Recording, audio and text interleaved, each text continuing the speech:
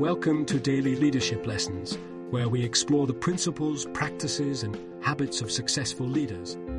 Each day, we will delve into a new topic that will inspire you to become a better leader. From communication skills to emotional intelligence, from building trust to creating a vision, we will cover it all. Join us on this journey of self-discovery and growth. Let's learn together how to lead with purpose, passion, and clarity.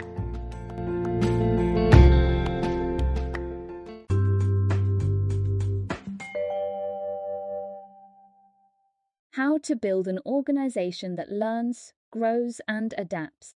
Organizational culture has a significant impact on a company's success.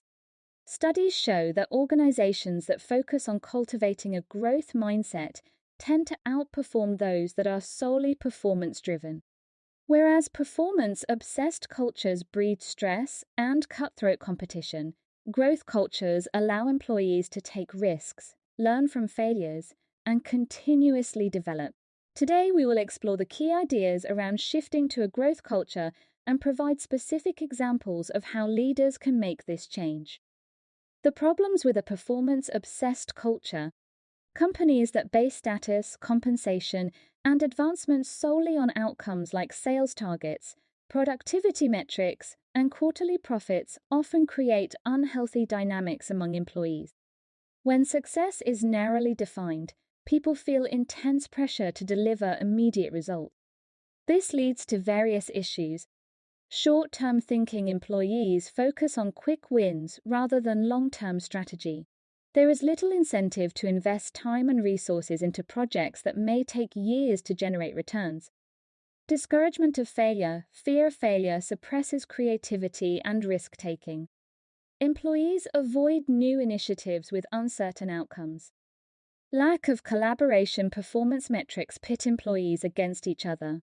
Knowledge and resources aren't shared in order to get ahead of peers. Unethical behavior. Some employees may fudge numbers or use questionable tactics to boost their performance on paper. Higher turnover. Top performers get burnt out and leave. Average performers feel inadequate and also exit, promoting a growth culture instead. Growth cultures take a more holistic view of success. Performance still matters, but it's balanced with investments into employee growth and development. Here are some ways leaders can shift to this mindset. Evaluate employees based on learning, not just outcomes. Recognize efforts to gain new skills even if they don't immediately impact the bottom line. Allow failures. As long as employees learn from mistakes, understand that failure is part of growth. Conduct non-judgmental debriefs of why initiatives fell short. Expand training budgets.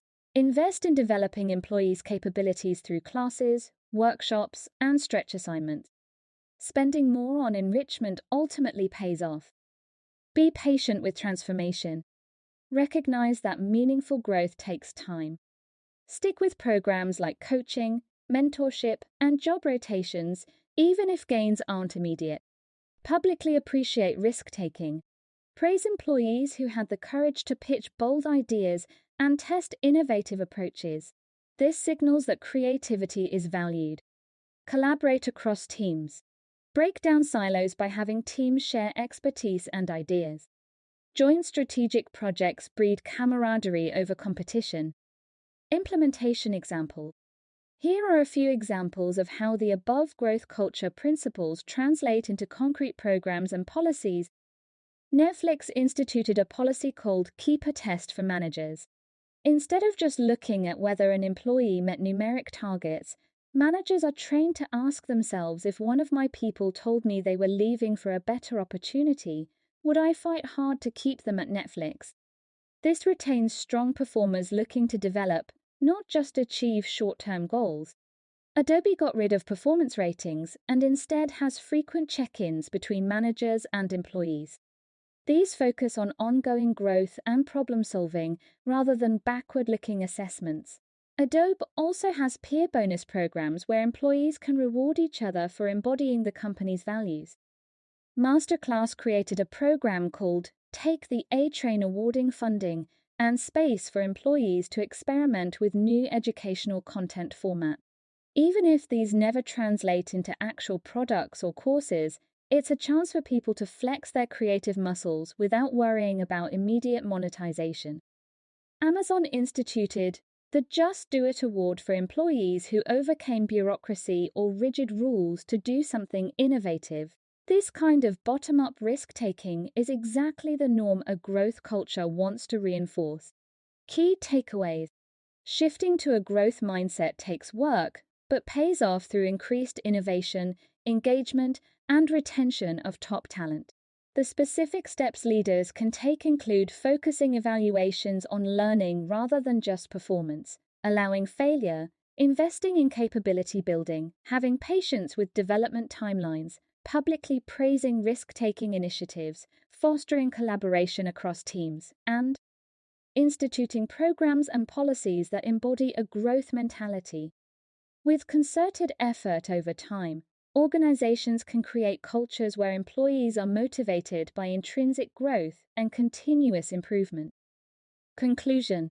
Performance metrics have an important place in tracking health and progress, but they should not be the sole determinant of value and rewards in an organization. Employees also need space to experiment, learn, and grow without the constant pressure of immediately proving results. Leaders who balance goals with a holistic focus on developing people and capabilities will create higher performing cultures in the long run. The first step is acknowledging the downsides of pure performance obsession and then steadily implementing policies that demonstrate an alternative set of growth-focused values.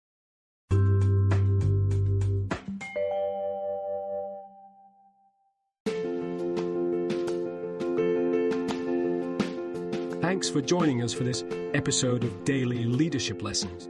Please share with your colleagues and friends, and please join us again for our next Daily Leadership Lesson. We wish you a productive, effective, and fulfilling day